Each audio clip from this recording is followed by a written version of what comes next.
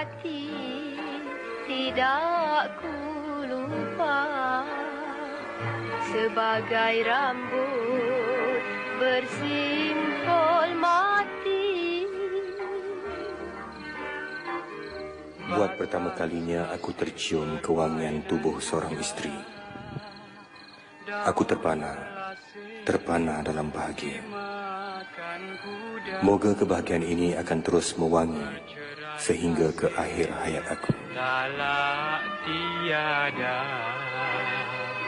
1000 tahun kembali juga.